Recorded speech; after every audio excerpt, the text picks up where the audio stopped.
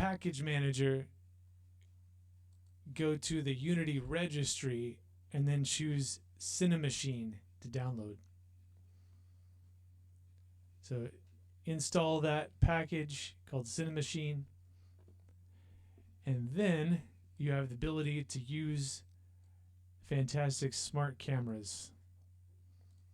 All right, so he's already got sort of a camera angle set up here with his tank. So what is your idea of the camera shot, Gregory? What's going to happen?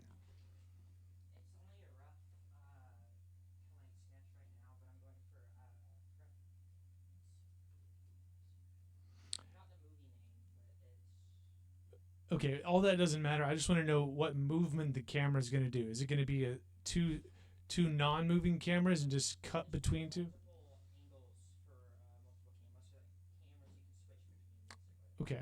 Now, we're not going to have that as a real-time thing that you can control in the game like with button pushes. Instead, we're going to treat this more like a movie. Set up two camera angles and then switch between them over a certain amount of time. So it's more like a movie, right? So here's what we're going to do. First step, select your main camera, which should be your only camera in the scene. Then you're going to go to the Game Object menu, go down to the Cinemachine section, and choose Virtual Camera. Okay? So basically what this is going to do is it's going to convert your main camera into a Cinemachine brain, is what it's called. And that brain will control any number of virtual cameras that you set up in your scene. Okay, so we'll call this one just 1 or cam 1. You can make it more specific if you knew what kind of shot it is. But all right, so with that camera selected, now you're going to kind of frame up your shot where you want the first shot to be. So can you describe where your first shot is?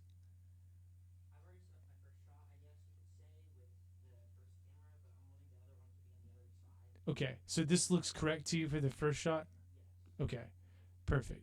So now I'll select the main camera again, and then Game Object, Cinemachine, Virtual Camera. Okay, now it's in the same spot, so we'll need to move that one, but let's go ahead and name that Cam 2. All right, so now in the scene view, I'm going to turn your gizmos back on. This little ball icon in the upper right, so that we can actually see the frustum or viewing angle of the camera. Okay. So with camera 2 selected, I'm just going to drag it to the other side of the road, and that's too far, of course, and then rotate it 180 degrees facing back behind the tank, right? So rotate, we'll just go 180 right here. There we go. Okay, so is this kind of the angle that you're looking for, Gregory? Can you give me some more input? And looking down a little bit. So rotate it down a little bit. Rotate key. Maybe even like from the tank's perspective is what you're going for. Maybe like something like here. Maybe rotate up a little bit. Something like that. And this is what's great about this system, Gregory, is you can always adjust these cameras later if you change your mind or you want it to be a little different or something else happens in the scene. Okay, so we can leave those as they are, and that's fine. They won't move, and they'll just be a static shot. But if you have action happening in your scene, like let's say that this soldier tries to run and jump across the bridge or something, you could have camera 2, you could actually select your guy here, and you could drag them into the follow or the look at slot, and the camera will intelligently follow them, which is great, and move with them. So just bearing that in mind, these Cinemachine cameras are much more powerful. And really cool down here on extensions and noise, you can create a little bit of subtle noise movement in the camera, which makes it look more realistic, almost like someone's holding it. You know what I mean? So maybe we should try that here on camera 2, just so you can see what it looks like. So we'll add basic multi-channel Perlin noise, and then a noise profile. We got to choose one. Let's try handheld, normal, mild. So it's just barely moving. And then we can adjust how much it's moving here later on, but let's just try it. All right. So before we hit play and test this out, we need to set up a timeline. And that's how long, when we hit play, it's going to stay on one camera and then go to the next. So select the main camera, open up the timeline, which is in our window, sequencing timeline, which, bear in mind, is different than the animation window, okay? Animation window is for making clips of animation, whereas the timeline is for sequencing cameras and your whole scene. Yeah.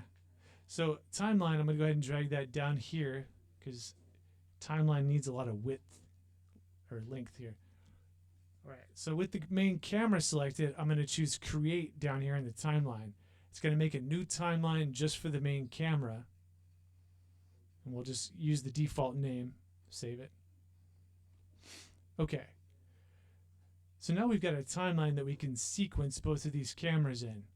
So we'll add a Cinemachine track down here at the bottom because that's what we got, Cinemachine cameras. And first thing we need to choose is the main brain. So I'm just going to drag that main camera right into there, which I could have also just clicked here and chosen the only one in the scene. Okay. Next, we need to drag our two setup camera positions into the timeline. So cam 1, just drag that in here. And you can see there's a clip already for it. And then camera 2, drag it further in the timeline. Exactly. It's very much like a video or audio editing software. So dragging in the timeline or even hitting play down here in the timeline, you can see what happens. It's going to cut straight to that other one. And since it's playing, you can see that little bit of noise that's applied to the second one. Did you notice that? Okay, so this is the default behavior. When you have clips right next to each other, it'll just cut to the next one. But check this out. Something really cool that you can do with this setup. If I overlap these, if I drag camera 2 and just overlap the other one, see how it creates that transition. And what's awesome is, watch what happens. When we drag through that transition, it's actually moving the camera position between it. Hey, moving, you turn the lights on. Hit the circle. Just hit the circle button once. Yep. If I say power button, then people are like, what's the power button? So it's the circle button. All right, so in the length of the transition there is how long it takes to get from camera 1 to camera 2. I do too. It adds a lot more to the scene rather than just cutting from one camera to another, right? And what's great, Gregory, is you could set up as many cameras as you want with this technique. You could just keep adding more and more virtual cameras and dragging them into the scene. Okay? And when we hit play, it's going to carry that out. It's going to start with camera 1. You got your guy animating a little bit, and it's cutting over to here.